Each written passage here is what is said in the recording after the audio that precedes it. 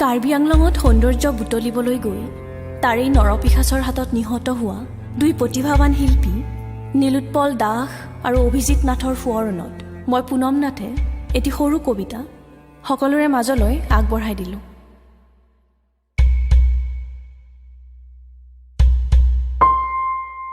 মই যাওঁ দেও মা, দেউতাও পাহাৰে মোক ৰিঙিয়াই মাতে। ভাল পাওঁ সেউজীয়াবোৰ, আকাশখন বৰ ওচৰৰ পৰাই দেখোঁ, যেন যেন হাততে ঢুকি পাওঁ। মই যাওঁগৈ দে মা, দেউতাও তহঁতক এৰিবলৈ অকণো মন যোৱা নাই অ'। কিন্তু ইহঁত পিশাচ কেইটাই মোক জীয়াবলৈকে নিদিলে নহয়। বৰকৈ বিনালো ঐ, বৰকৈ বিনালো। আমি অসমীয়া, আমি দুজনে অসমীয়া। ককাইদেউহঁত শুনচোন, আমি অসমীয়া, আমি দুয়োজনে অসমীয়া অ', দুয়োজনে অসমীয়া।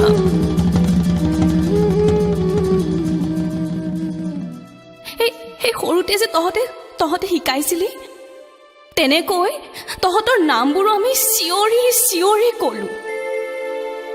নাই, নুশুনিলে।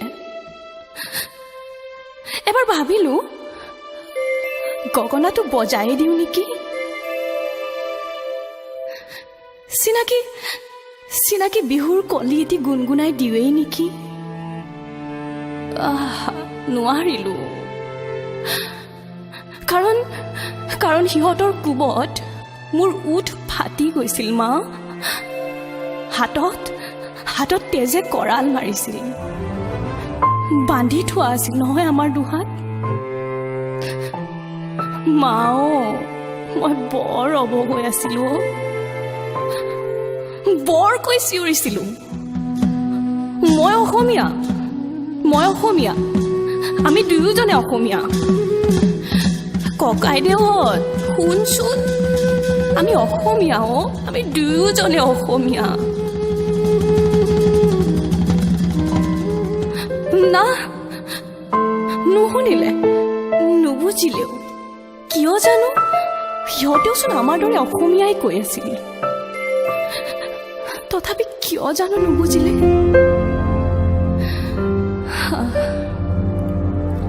দেউতা, তই ঠিকেই কৈছিলি অ', এই মানুহবোৰ যে সঁচাকৈ অমানুহ। আজিৰ মানুহবোৰ যে সহজ মানুহ নহয়।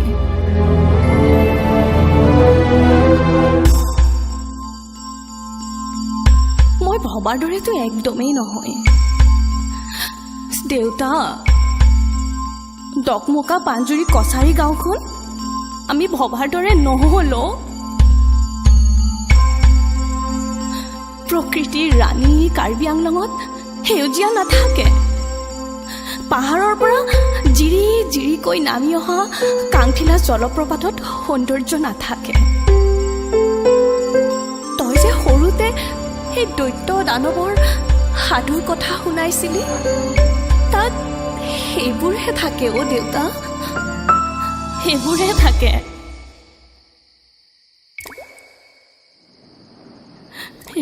সেইবোৰ মানুহ নহয়। মাও, অ' মা, মোৰ যোৱাৰ সময় হ'ল অ' মা। ভগৱানক বৰকৈ মিনতি কৰিলোঁ শেষবাৰৰ বাবে। এই পিশাচবোৰৰ সন্মুখত ঈশ্বৰে চাগে হাৰ মানিলে মা, ঈশ্বৰে চাগে হাৰ মানিলে। শুনচোন মাও, মই যাওঁগৈ দে, আৰু নোৱাৰো একো ক'বলৈ। ইহঁতকেইটাৰ কোবত মই আজি বৰ ক্লান্ত। যেনেদৰে স্কুলৰ পৰা আহি ভাগৰুৱা হৈ পৰিছিলোঁ, তাতকৈ বেছি ক্লান্ত মা। শুই দিওঁ দে চিৰকাললৈ।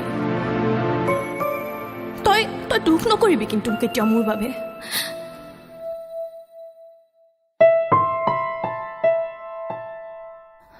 মা তই কেতিয়াও মোৰ বাবে দুখ নকৰিবি অচিন দেশলৈহে যাম তহঁতেতো জানই মই ফুৰি ভাল পাওঁ মাও জানই ন তহঁতে মই ফুৰি ভাল পাওঁ বৰ ভাল পাওঁ মা মই যাওঁগৈ দে মই যাওঁগৈ